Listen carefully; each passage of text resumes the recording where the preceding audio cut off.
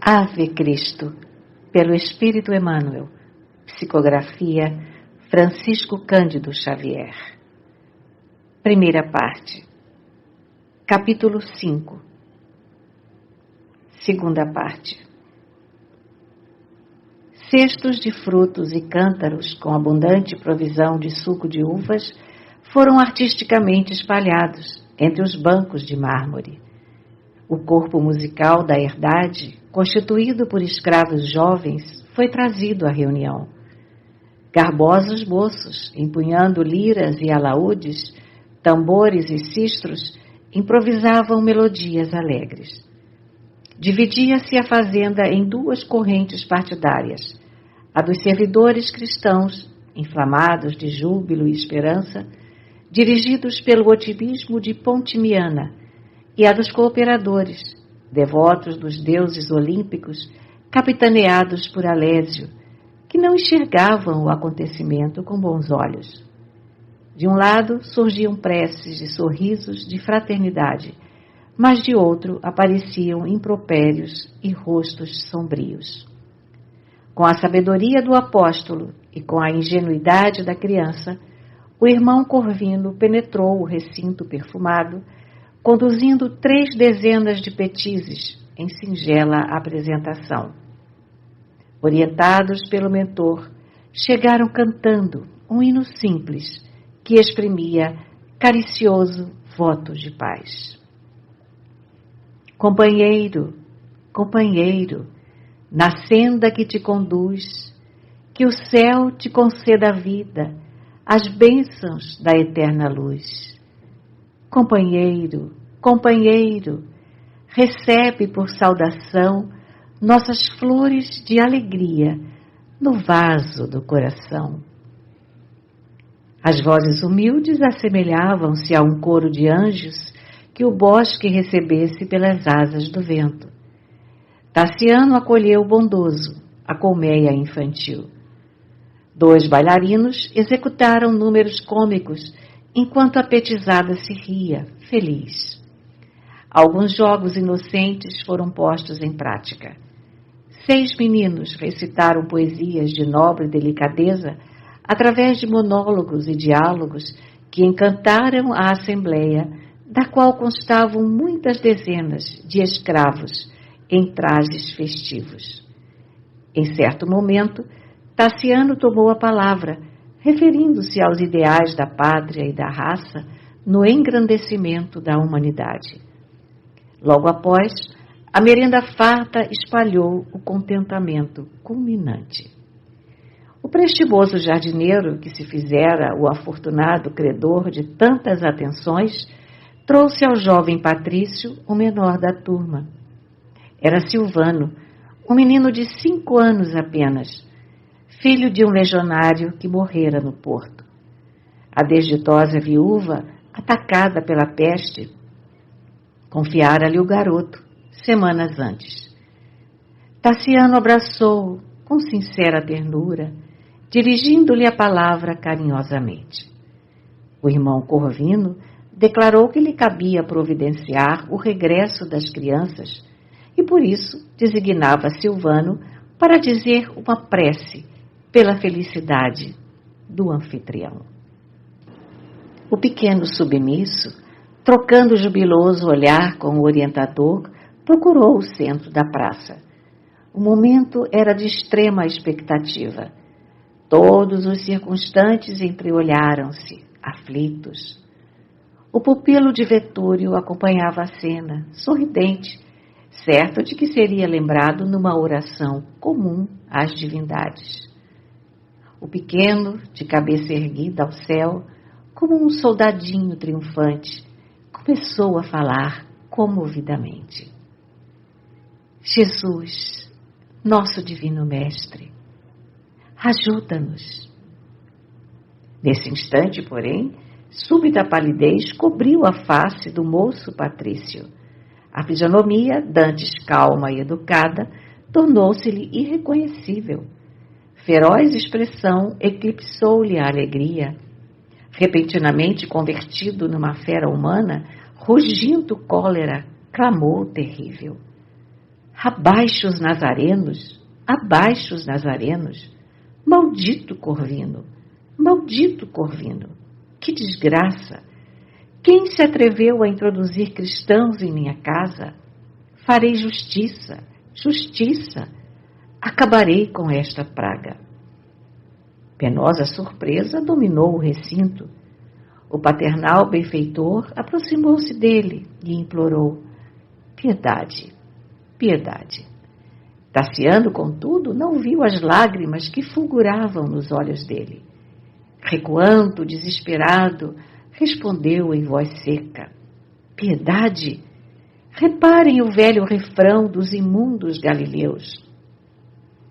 E agitando um bastão de ponta metálica, rugia estentórico: fora daqui, para fora daqui, gênios infernais, víboras do monturo, filhos das trevas, para fora daqui. O jovem parecia possesso de demônios do crime, tal a máscara de indignação e perversidade que lhe surgira no rosto. Os pequerruchos tremiam imóveis. Entre eles e o filho encolerizado, o coração de Varro não sabia o que fazer. Muitos servidores do grupo de Alésio passaram a gargalhar ruidosamente. Tassiano relanceou os olhos na assembleia e bradou para o capataz, que conhecia como sendo o mais ferrenho inimigo dos cristãos: Epípodo, traze o cão selvagem, expulsemos a canalha, aniquilemos os embusteiros. O escravo não hesitou. Atendeu, presto, e em poucos instantes aproximava-se um cão enorme, a ladrar e a rosnar com fúria. Os meninos debandaram aos gritos, dilacerando-se muitos deles na ramaria espinhosa das roseiras em flor. O irmão Corvino, atônito, procurava acalmar os ânimos. Entretanto, a fera alcançou o caçula, abocanhando-lhe o corpo tenro. Aos gemidos de Silvano, a esposa de Alésio avançou, corajosa, e arrebatou a criança, contendo energicamente os movimentos do furioso mastim, que obedeceu em ganidos estridentes. Apressou-se Varro a recolher o pequeno ferido, que chorava a esvair-se em sangue. Aflito, tentava aliviá-lo, enquanto Tassiano, desvairado, se dirigia ao interior doméstico, repetindo: todos pagarão, todos pagarão. Rufo, velho escravo da quinta, abeirou-se do presbítero, oferecendo-lhe os préstimos. O religioso aceitou-lhe a cooperação, rogando-lhe reconduzisse os meninos ao lar, de modo a ocupar-se de Silvano, como se fazia mister. Dispôs-se ao regresso, aconchegando a inocente vítima de encontro ao peito. Caminhava lentamente no trecho isolado que ligava a residência de Vetúrio à cidade, absorto em escuros pressentimentos. O menino, de tórax aberto, confrangia-lhe a alma. Em dado momento parou de gritar, embora a hemorragia prosseguisse, abundante. O irmão Corvino percebeu-lhe a queda de forças e buscou repousar sobre vetusto carvalho a fim de ouvi-lo. O pequerrucho fitou nele os olhos embaciados pela agonia. Varro, em pranto, inclinou-se paternalmente e perguntou com carinho: estás recordando Jesus, meu filho? Estou, sim, senhor, respondeu em voz débil, mas, revelando-se muito distante das questões transcendentes da fé, flor humana sequiosa de ternura, exclamou para o benfeitor: papai, abrace-me, tenho frio. Quinto Varro compreendeu. Estreitou-o contra o coração, como se desejasse aquecê-lo com o calor da própria alma. Tudo em vão. Silvano estava morto. O doloroso acontecimento traçava sombrios horizontes ao futuro da igreja. Abatido e desencantado, O presbítero perguntava a si mesmo se não fora precipitado na visita. Entretanto, refletia, seria leviandade oferecer a alguém o que possui de melhor, com pureza de sentimento? Guardava nos pequenos aprendizes do Evangelho a coroa do seu trabalho. Poderia ser acusado pela circunstância de tudo fazer por despertar um filho para a verdade? Como entender-se com Tassiano sem tanger-lhe as fibras mais íntimas? Restabelecido no equilíbrio físico, o jovem seria convocado à vida social intensa. Conhecer-lhe-ia o ministério. Seria constrangido a decidir-se. Não seria, pois, aconselhável informá-lo indiretamente quanto às suas atividades cristãs? E que melhor maneira de fazê-lo, além daquela de apresentar-lhes os seus princípios numa demonstração prática de trabalho? Se o filho não conseguisse ouvir qualquer referência à Boa Nova, através dos lábios de uma criança em prece, como suportaria qualquer alusão a Jesus em discussões estéreis? Não podia ele, Varro, hesitar entre qualquer sentimento pessoal e o Evangelho. Seus deveres para com a humanidade superavam-lhe as ligações consanguíneas. Embora reconhecesse semelhante verdade, entendia lícito operar de algum modo em favor do filho querido. Tassiano, porém, mostrara-se impermeável e rígido. Parecia muito distante de qualquer acesso à própria justiça. Petrificara-se-lhe a mente no orgulho racial e na falsa cultura. Pela explosão de cólera a que se atirara, ao ouvir a simples enunciação do nome do Cristo, denunciara o antagonismo, talvez irremediável, que os separava. Profundamente consternado, entregou-se ao refúgio da oração. Na comunidade evangélica, ninguém comentou desfavoravelmente os tristes sucessos que redundaram na morte da criança. O irmão Corvino era demasiadamente respeitado para provocar qualquer crítica desaiosa à sua conduta. Nos ajuntamentos da cidade, contudo, o assunto crescia esfervilhante. As correntes de opinião nascidas em casa de Vetúrio distendiam-se agora por todos os lugares.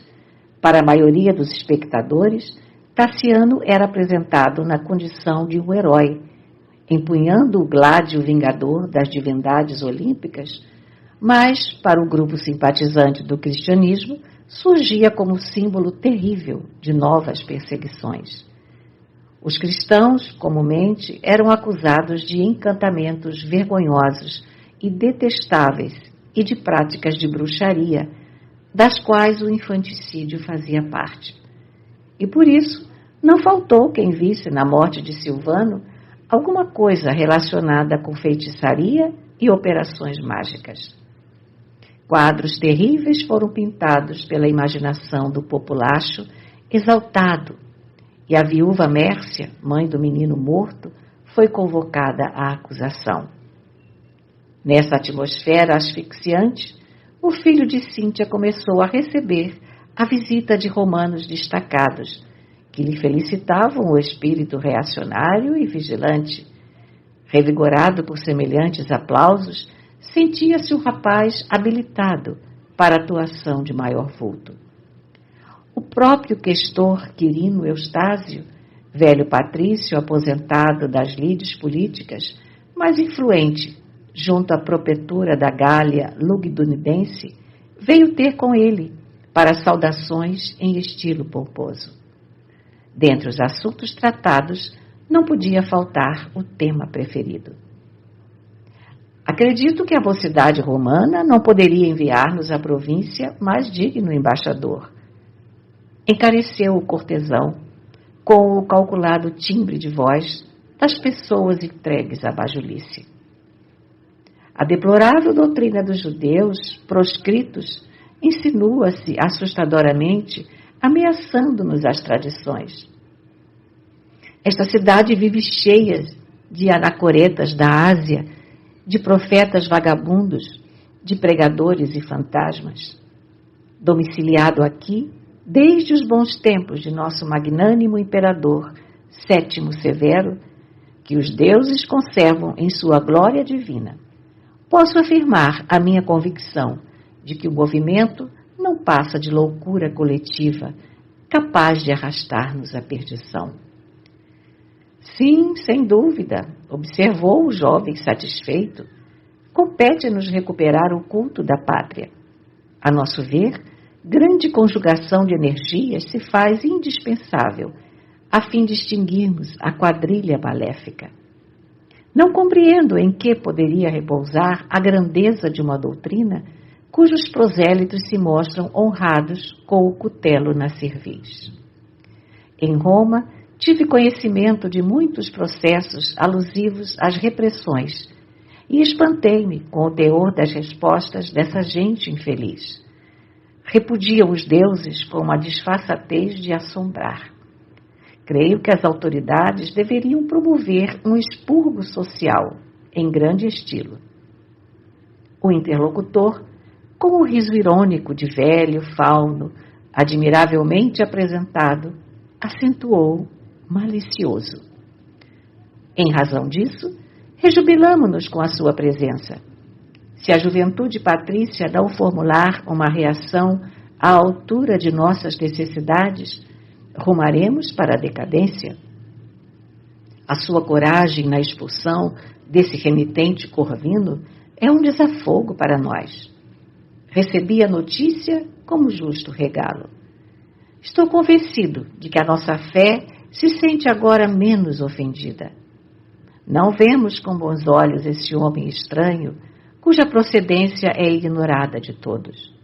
Para mim, não passa de um aventureiro ou de um louco a perturbar-nos o caminho.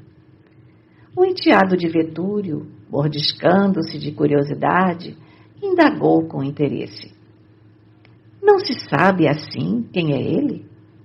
Por que mistérios guarda consigo tamanha cultura a estagnar-se em serviços de jardinagem?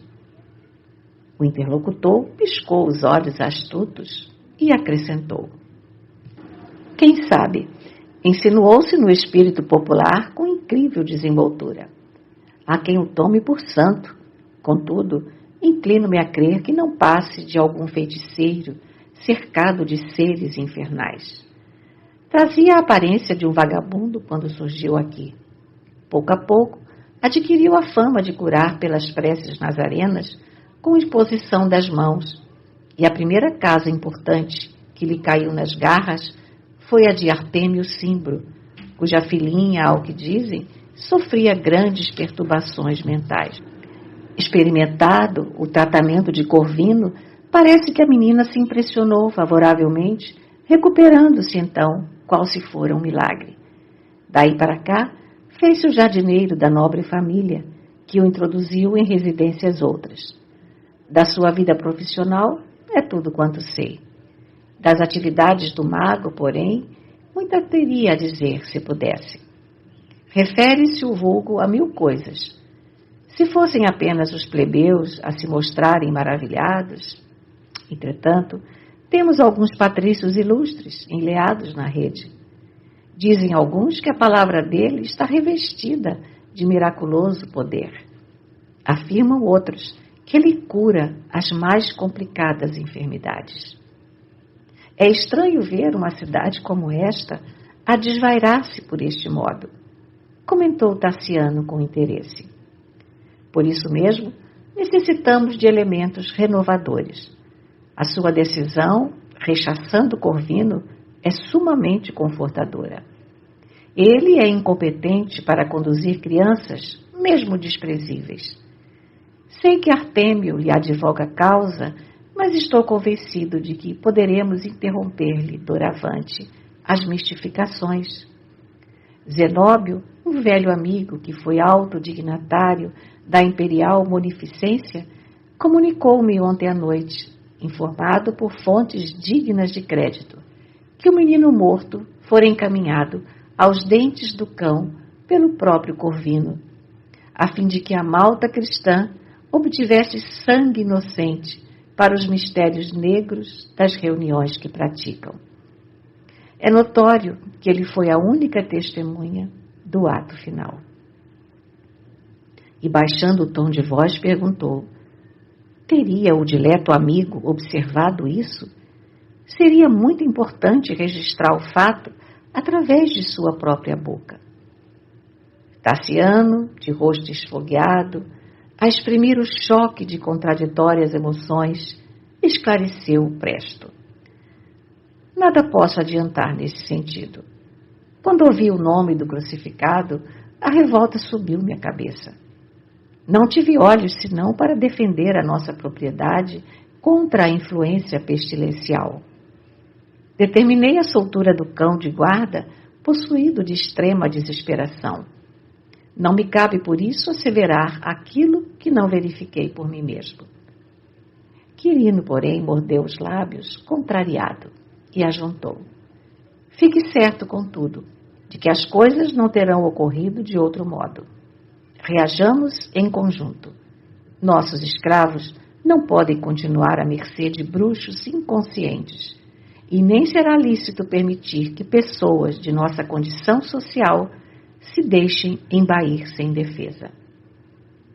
Nisso, achamo-nos de pleno acordo, salientou o rapaz resoluto. De minha parte, pretendo corrigir e selecionar a comunidade de servidores. E que plano traçou para esse serviço? Gostaria de agir em minha casa com uniformidade de vistas. Aguardo a vinda de meus pais em breves dias, que trarão consigo Helena, a minha futura esposa. Como passarei a residir aqui depois do meu casamento, antecipei-me a eles, a fim de adaptar a vida da propriedade aos hábitos de minha família, e de modo a afeiçoar-me às usanças da província. Não desejo, todavia, que os meus encontrem os disparates surpreendidos por mim. Pretendo reunir todos os servos, a fim de prestarem juramento aos deuses que veneramos. Afastarei quem fugir ao justo compromisso. Em seguida, penso instituir em casa o culto de Cíbele, começando com uma cerimônia processional pelo nosso bosque. É indispensável purificar os costumes e os ares. Quirino concordou, entusiástico, e prometeu aderir ao programa. Não somente faria o mesmo em seu domicílio, mas convocaria os amigos a acompanhá-lo. Estimava Opílio Vetúrio de longos anos e felicitava-se por ver-lhe a organização doméstica zelosa e bem guardada. Realmente, depois de alguns dias, quando os sofrimentos da peste desapareciam no ouvido comum, Tassiano promoveu a grande assembleia do lar para a reafirmação de fidelidade aos deuses. Em vastíssima dependência da herdade, uma soberba estátua de Cíbele fora instalada para a recepção dos votos gerais, enquanto que à direita da imagem, no alto palanque paramentado de seda carmesim e fios dourados, instalaram-se Tassiano, 2 sacerdotes populares da deusa e o casal de mordomos, Alésio e Pontimiana. Numa extensa galeria, consideravelmente elevada, junto às portas de acesso ao grande recinto, a nobreza citadina, trazida por Eustáquio, rejubilava-se com as cerimônias. Embaixo, acotovelavam-se todos os servidores da família, dentre os quais alguns artistas que repetiam cânticos consagrados à divindade. Num pequeno altar, graciosamente florido, a imagem que Vetúrio importara de Pessinunte, figurava-se uma testemunha impassível.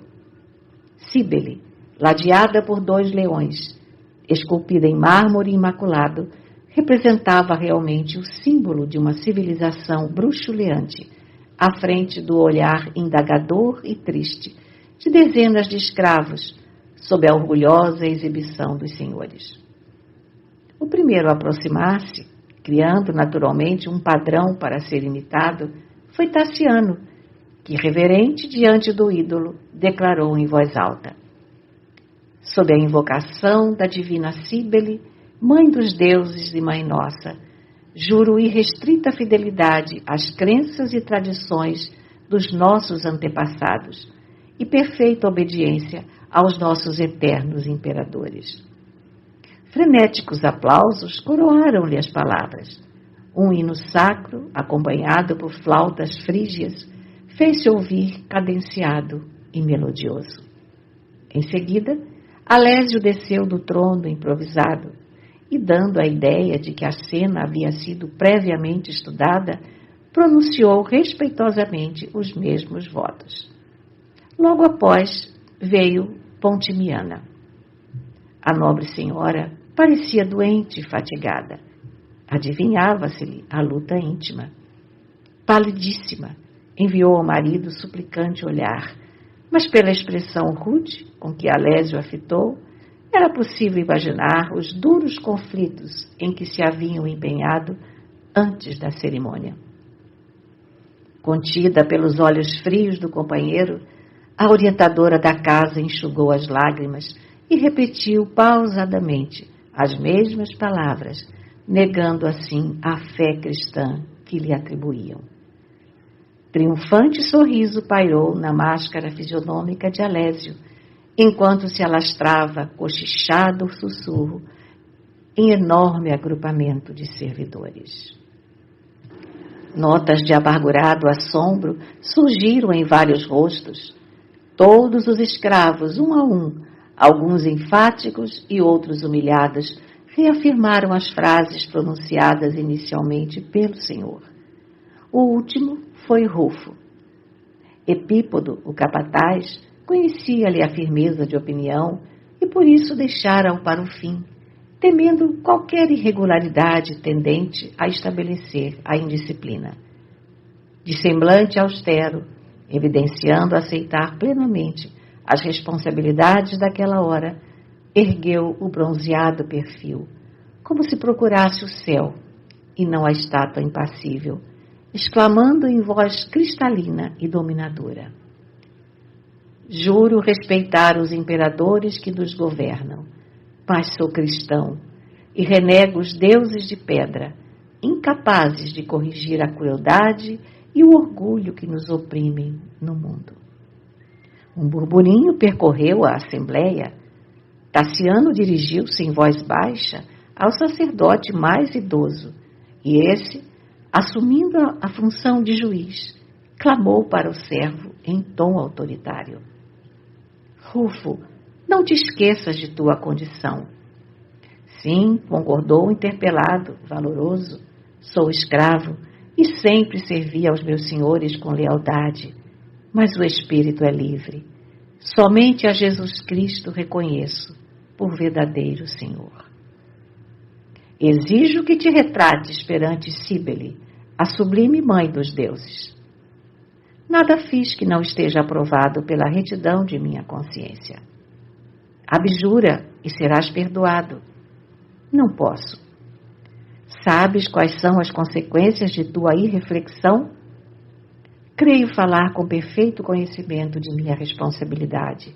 Entretanto, quaisquer que sejam os resultados de meu gesto, não devo recuar perante a minha fé.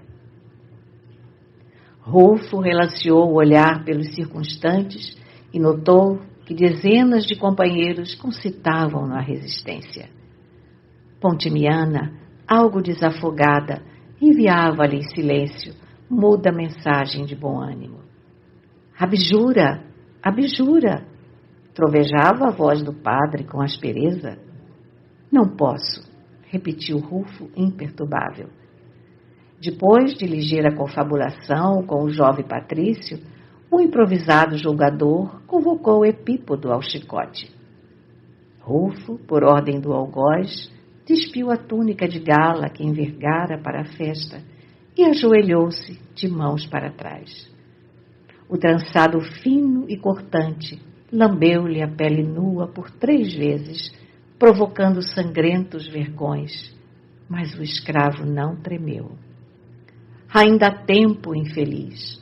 bradou confundido o sacerdote da Magna Mater. Abjura e a tua falta será relevada. Sou cristão, reiterava Russo sereno. O castigo poderá conduzir-te à morte? O sofrimento não me intimida. Suspirou a vítima com humildade. Jesus conheceu o martírio na cruz para salvar-nos. Morrer por fidelidade a Ele é uma honra a que devo aspirar. O látego visitou-lhe o dorso com violência, abrindo-lhe feridas sangrentas. Mas, percebendo o mal-estar que a cena de selvageria impunha ao recinto, Tassiano recomendou fosse o escravo recolhido ao cárcere, até resolver quanto à definitiva punição. Terminado o serviço, começou a solenidade processional. O filho de Cíntia desejava uma purificação completa da propriedade. Considerável multidão apinhava-se nos pátios da casa, aguardando o cortejo. A estátua de Cíbele foi colocada sobre riquíssimo andor de prata ornamentado de lírios. Jovens pares, rigorosamente vestidos de branco, simbolizando a castidade e a beleza, abriam alas à frente, dançando, em ritmos graciosos, ao toque de flautas e pandeiretas do culto. Em seguida, todas as senhoras presentes, conduzindo palmas aromáticas, anunciavam o ídolo que, suportado pelos ombros de Tassiano e de outros rapazes consagrados à deusa, se fazia seguir pelos sacerdotes em orações do rito frígio e pelos incensadores. Depois dele, uma jovem de rara beleza carregava o cutelo sagrado. Acompanhando-a, vinha o conjunto de musicistas, usando trompas, flautas, símbalos, tímpanos e castanholas, nos cânticos votivos, cujos trechos harmoniosos se perdiam no matagal. Os dignatários e os principais vinham em fila, silenciosos e reverentes, e ao fim do préstito congregava-se a massa de escravos, mudos e tristes. Os hinos de louvor à Mãe dos Deuses embalsamavam o bosque de doce melodia, interrompendo o chilrear dos pássaros assustados. A procissão, em diversas fases, contornou a herdade através do arvoredo bem cultivado e das vinhas extensas, tornando a casa onde Cíbele foi restituída ao templo minúsculo que Opílio Vetúrio, em outro tempo, lhe erigira em pleno jardim. Tassiano, tomando a palavra depois das preces dos sacerdotes, agradeceu a presença dos religiosos, das autoridades e do povo, enaltecendo a sua confiança na proteção das divindades olímpicas. Dispersou-se a colorida assembleia. Entardecia.